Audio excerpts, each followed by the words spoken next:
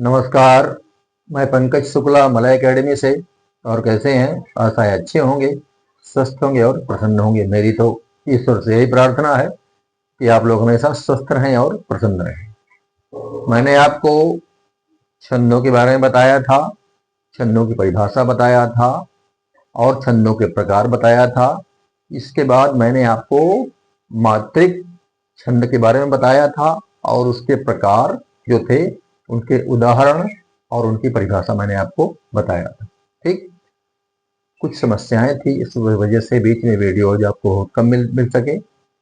आज मैं आपको वर्णिक छंद के बारे में बताऊंगा, जो छंद का एक प्रकार है वर्णिक छंद, उसके बारे में बताऊंगा। वर्णिक छंद वो होते हैं जिनकी रचना वर्णों की गणना के आधार पर होती। वर्णिक छंदों की रचना वर्णों की गणना के आधार पर होती है। इसमें मात्राओं की गणना का कोई महत्व नहीं होता, इसमें वर्णों की गणना की जाती है। ठीक, तो वर्णिक छंदों के कुछ प्रकार मैं आपको बता रहा हूं। वर्णिक छंदों में पहला प्रकार है इंद्रवज्रा। इंद्रवज्रा वो छंद है, इसमें जो है प्रत्येक चरण में 11 वर्ण होते हैं, 2 तगण, 1 जगण और 2 गुरु होते हैं। प्रत्येक चरण में 11 वर्ण होते हैं, 2 तगण, 1 जगण और 2 गुरु इसमें होते हैं। मैंने आपको बता दिया था यगण, मगण, तगण, रगण, सगण, नगण, इन सब के बारे में आपको मैंने बता दिया था पहले। तो उससे देखकर आप उसकी गणना कर सकते हैं कि तगण में कितनी मात्राएं होती हैं, जगण में कितनी होती हैं, यगण में कितनी होती है, नगण में कितनी होती हैं और भगण में कितनी मात्राएं होती हैं। इनको आप देखकर जान सकते हैं। ठीक, दूसरा है द्रुत विलंबित। द्रुत विलंबित में 4 चरण होते हैं और प्रत्येक चरण में 12 वर्ण होते हैं। द्रुत विलंबित में 4 चरण होते हैं और प्रत्येक चरण में 12 वर्ण होते हैं। 1 नगण, 2 भगण और 1 रगण होता है। ठीक, 1 नगण, 2 भगण और 1 रगण होता है। ठीक है ना। इसमें वर्णों की गिनती होती है वर्णिक छंद में। और ये नगण, भगण और रगण, इनको आप मेरा पिछले वीडियो देख सकते हैं, उसमें आपको इसकी जानकारी पूरी तरह मिल जाएगी। ठीक, तीसरा है मद्राकांता। मद्राकांता में 4 चरण होते हैं और प्रत्येक चरण में 17 वर्ण होते हैं।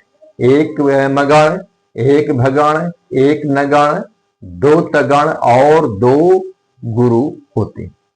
ठीक, अब आते हैं मालिनी।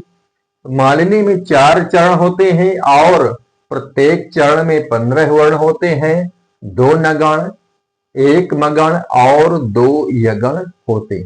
ये है मालिनी। ठीक, सवैया। सवैया के प्रत्येक चरण में 22 से लेकर 26 तक वर्ण होते। सवैया में 22 से लेकर 26 वर्ण तक होते हैं। 22 भी हो सकते हैं, 23 भी हो सकते हैं, 24, 25 या 26 भी हो सकते हैं सवैया में। ठीक, अब आते हैं कवित्त। कवित्त में प्रत्येक चरण में 31-31 या 32-32 या 33-33 वर्ण होते, या तो 31-31 या 32-32 या 33-33 वर्ण भी हो सकते हैं। ठीक है ना।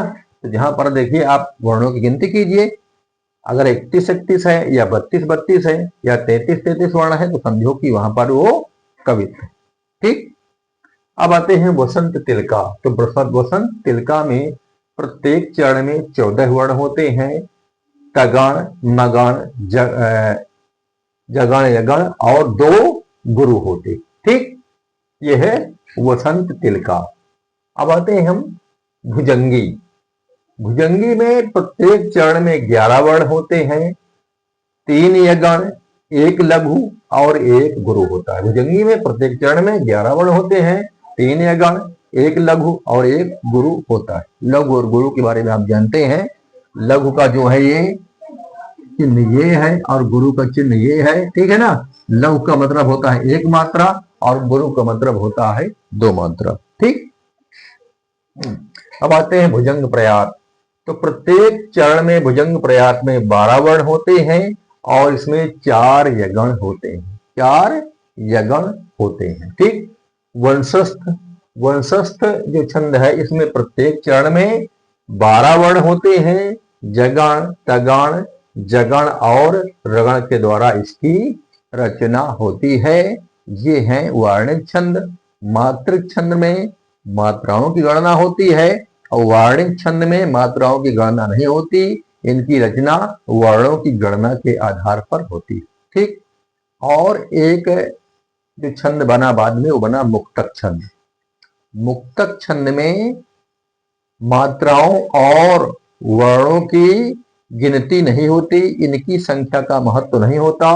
मात्राओं और वर्णों की गणना के आधार पर इनकी रचना नहीं होती। इसमें मात्राओं और वर्णों की जो है संख्या वो अनियमित रहती। मुक्त छंद में मात्राओं और वर्णों की संख्या अनियमित रहती है। इसमें जो है इनकी संख्या निश्चित संख्या का कोई नियम नहीं होता। इसमें लय, तुक, यति, गति आदि का भी कोई नियम नहीं होता। ठीक है ना, यति, गति, लय, तुक, ताल आदि का कोई नियम नहीं होता और मात्राओं और वर्णों की संख्या भी निश्चित नहीं होती। इसका प्रयोग ज्यादातर अभी नई कविता में किया गया और इसके जो प्रयोग करने वाले प्रथम प्रसिद्ध कवि हुए, जो बड़े कवि हुए, वो थे सूर्यकांत त्रिपाठी निराला। निराला जी ने इसका खूब प्रयोग किया और उनके द्वारा ही इसकी शुरुआत हुई। वो बड़े कवि थे और उनके द्वारा इसकी शुरुआत की गई और आगे नई कविता में इसका खूब प्रयोग हुआ। तो मुक्त छंद में लय, तुक, ताल या मात्राओं और वर्णों की गणना का कोई महत्व नहीं होता। ठीक, आज मैंने आपको एक छोटा वीडियो बनाया, कल आपको कवियों के बारे में बताऊंगा। आज के लिए इतना ही, नमस्कार।